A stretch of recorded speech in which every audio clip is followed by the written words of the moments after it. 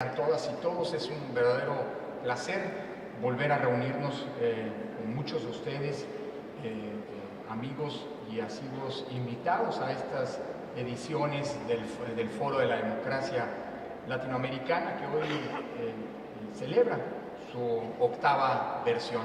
Es un placer verdaderamente arrancar la reflexión en estos días acompañado de ustedes. Magistrada Gabriela Villafuerte, doctor Francisco Guerrero, estimadas y estimados miembros del cuerpo diplomático, presidente Colom, un placer de veras a todos ustedes tenerlos esta mañana aquí reunidos.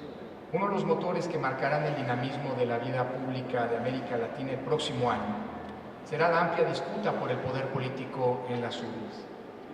En el 2018, 8 naciones de nuestra región celebrarán procesos electorales para renovar todo tipo de cargos públicos, tanto a nivel nacional como subnacional, desde presidentes hasta alcaldes, pasando por gobernadores y diputados.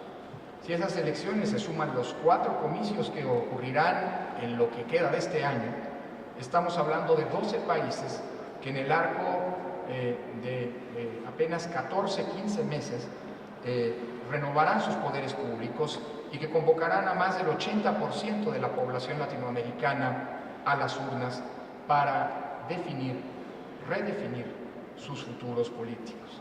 Esta intensidad política presenta importantes desafíos para las institucionalidades electorales, especialmente en un marco de una cultura política deficitaria, quejada por fenómenos nuevos, fenómenos respecto de los que la democracia está buscando un cauce de adaptación, como los que justamente padecemos en nuestra región.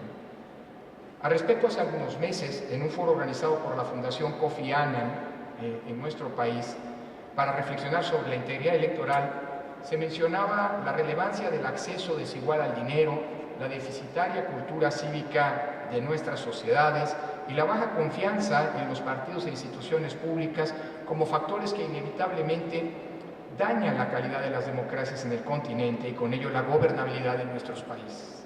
En general, en aquel evento, los participantes coincidían en torno a la necesidad de elevar el contexto de exigencia a los competidores, partidos y candidatos para que se apegaran puntualmente a las reglas del juego democrático, que no buscaran obtener ventajas indebidas mediante el acceso al dinero indebido y que la aceptabilidad de la derrota se convirtiera en una práctica reiterada como parte natural de la recreación democrática. Se planteaba también la importancia de que la observación electoral ampliara su rango de acción para incluir los factores del contexto político y social en el que transcurren los procesos electorales, desde que estos inician y hasta que las autoridades, en su caso jurisdiccionales, concluyen con la calificación de las elecciones.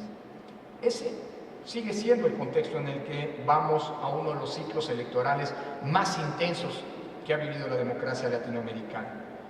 En el caso mexicano, como ya lo señalaba el doctor Guerrero, el proceso electoral que culminará el próximo 1 de julio con la renovación de más de 3.400 cargos de elección popular a nivel nacional, empezando por supuesto por la Presidencia de la República, pero también a nivel subnacional en 30 estados, en 30 de los 32 estados que integran nuestra federación, es un marco en el que inevitablemente en este evento se contextualiza. Es el último foro de la democracia latinoamericana antes de las elecciones, y ya dentro de un año estaremos hablando seguramente de cómo nos fue y de las lecciones aprendidas. Pero también este es un foro que se inscribe en un contexto particular si atendemos a eso que nos sugería Francisco, es decir, analizar dónde estamos, nuestras fortalezas y nuestras debilidades, nuestras necesidades, nuestras áreas de oportunidad, como parte de un proceso histórico. Este año no solamente es un año en el que en México celebramos el centenario de nuestra Constitución, sino también, aunque ha pasado inadvertido, justo en estas fechas, celebramos el 40 aniversario de una reforma, la reforma política de 1977, que comenzó el ciclo democratizador en nuestro país y que a la postre transformaría radicalmente el país. Y por cierto,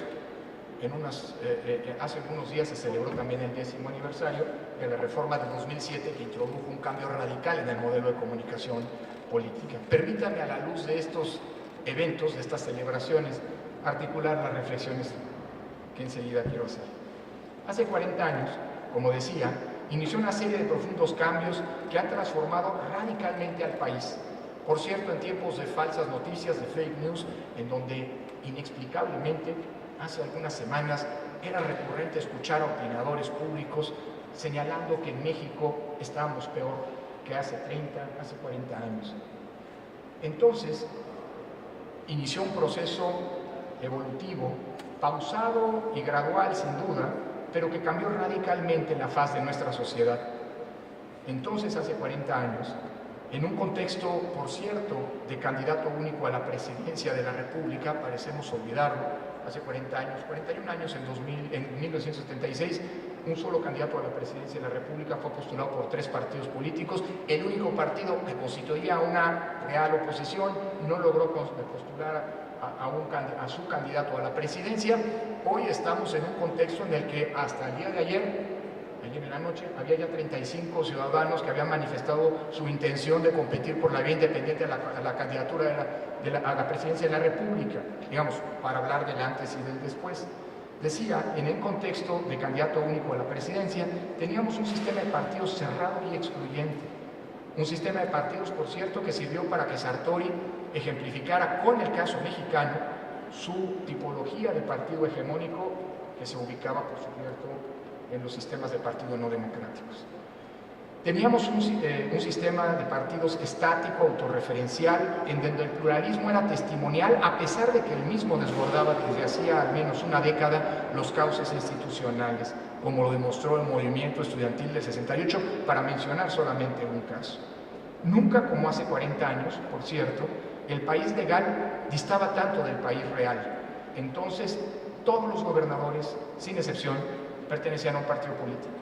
Todos los senadores, sin excepción, pertenecían a ese mismo partido político. Todos los congresos, el federal y de las 31 entidades federativas, gozaban de una mayoría calificada predefinida que les permitía, por un lado, a una sola fuerza política, cambiar la Constitución federal a su antojo, y por otro, manipular las constituciones de los estados sin tener siquiera una mínima interlocución o cumpliendo con la formalidad del caso, con las exiguas oposiciones, modificar las castas constitucionales de los estados.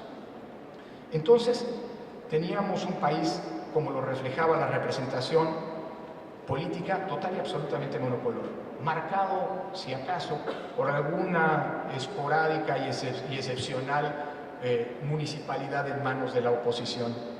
Entonces, por cierto, había una gran certeza en ese contexto de exigua democracia. Todos los mexicanos sabíamos de cara a cada proceso electoral que había un ganador predefinido. Hoy tenemos un escenario radicalmente distinto. Gozamos de un pluralismo que a muchos molesta, por cierto, pero es un pluralismo rico, amplio, incluyente, que se recrea elección tras elección y que no es, déjenme decirlo, un perjuicio para la democracia, todo lo contrario. El pluralismo que hoy tenemos y que está reflejado en el sistema de partidos es simple y sencillamente el reflejo de la sociedad que tenemos. Tenemos alternancias que se suceden periódicamente y enfatizo el punto. La alternancia no es lo que hace, como hace casi 20 años alguien sugería, condición de la democracia. Lo que es condición de la democracia es la posibilidad real de que las alternancias ocurran. Si éstas suceden o no, eso depende de los electores, como suele ocurrir en democracias. Por cierto, un dato que vale la pena mencionar. Desde 2014, con la última reforma que nacionalizó el sistema electoral en nuestro país, hemos vivido el periodo trianual con mayor intensidad en términos de alternancias de la historia política del país. De 24 elecciones de gobernador, para poner solamente esa cifra, que pues se replica en el ámbito de los municipios y en el ámbito de las diputaciones, hemos tenido 14 elecciones que han ido para todos lados. Nadie puede declararse beneficiario de este fenómeno que es parte de la normalidad política de nuestro país. Hoy vivimos una incertidumbre prácticamente en todas las elecciones. Por cierto, la única incertidumbre que se vale en democracias, la que tiene que ver con quién va a ser el ganador antes de que la elección se lleve a cabo. cabo de las 11 de la noche del próximo 1 de julio, tendremos certeza, ahí sí, la certeza democrática de cuáles fueron los resultados electorales. Eso, más o menos, pasa en toda América Latina desde hace más de 2 décadas. Y es algo que vale la pena ponderar y preservar. Hace un par de años, en la edición 2015 de Latinobarómetro, ese estudio comenzaba con 2 certezas que, si bien tienen un dato de veracidad, creo que de todos modos vale la pena relativizar y defender. Latinobarómetro hace 2 años decía que después de 15 años de ejercicios había 2 realidades que se habían asentado de manera irreversible en nuestra región. Que la democracia era la forma de gobierno que habíamos escogido y respecto de la que no había vuelta atrás, y que las elecciones se habían consolidado como la vía natural para procesar el pluralismo político y de manera pacífica las diferencias entre los distintos actores políticos. Si bien es cierto el dato, creo que vale la pena asumir una cosa: ni la democracia como sistema, ni las elecciones como mecanismo primordial de funcionamiento del sistema llegaron necesariamente para quedarse. Hay que cuidarlas, hay que preservarlas, hay que reflexionar sobre sus desafíos y propiciar que la capacidad de adaptación a las nuevas realidades, como lo señalaba Paco Guerrero, sea una adaptación que continúe con la lógica y el fortalecimiento de funcionamiento de esa forma de gobierno. Porque también la historia enseña, hay muchos casos en los que por la ruta democrática la democracia se acaba y da paso a lo que Michelangelo Bovero ha definido, alertando los riesgos de las democracias, que las democracias enfrentan en nuestros días, una democracia de la apariencia, que es democracia solo de fachada y no en sustrato.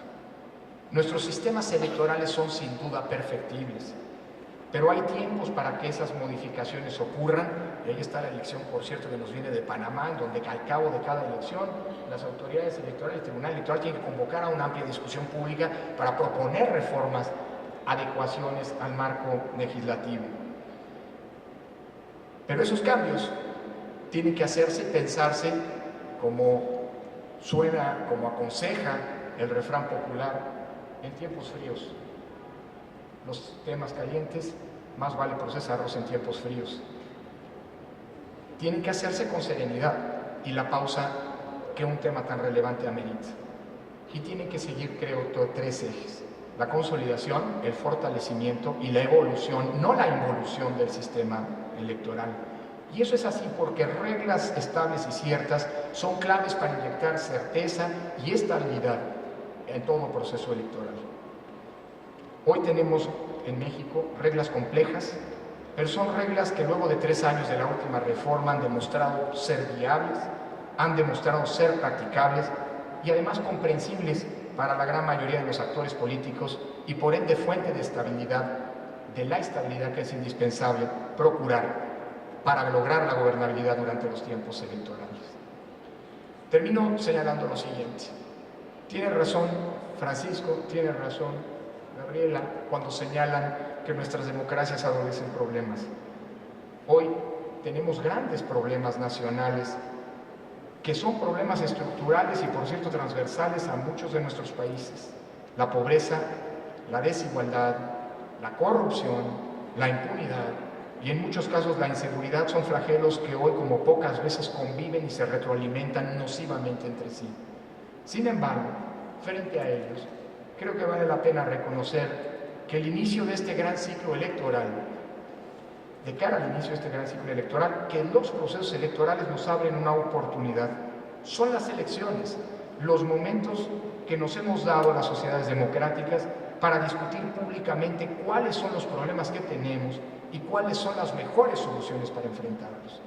Desde este punto de vista, las elecciones que están por iniciar o que, como en el caso mexicano, ya comenzaron, no deben verse como un problema más en el medio ambiente de la convivencia social, sino como un espacio privilegiado para institucionalmente procesar nuestras diferencias y discutir de cara a la ciudadanía cuáles son las mejores maneras de resolver nuestros problemas. creo que vale la pena asumir, y con esto concluyo, que en las democracias las victorias no son absolutas ni de una vez y para siempre, así como las derrotas electorales no son nunca absolutas ni de una vez y para siempre. El que tengamos 3.406 cargos en el caso mexicano como elementos de disputa en las futuras elecciones nos habla de una realidad que va, y no estoy haciendo futurismo, simple y sencillamente me atengo a lo que ha ocurrido en las últimas 2 décadas, que va seguramente a repetirse. Quien gane la presidencia de la República, con toda probabilidad, va a tener que gobernar con un Congreso sin mayorías predefinidas. Insisto, esto ha ocurrido en las últimas 2 décadas en nuestro país y la pluralidad política que hoy existe es muy probable que nos deje como resultado ese punto. Eso quiere decir que la clave del gobierno en una sociedad plural como la nuestra es justamente eso que Hans Kelsen definía hace un siglo como la esencia y el valor de la democracia, la tendencia natural de esta forma de gobierno hacia el compromiso, hacia el acuerdo, hacia la construcción de decisiones en las que no se refleja totalmente la voluntad de una parte ni se excluye totalmente la voluntad de las otras. Esa es parte de la riqueza que la construcción democrática que hoy nos coloca frente a la elección más grande y también desafiante de la historia, nos genera como una certeza de la que más vale hacernos fuertes.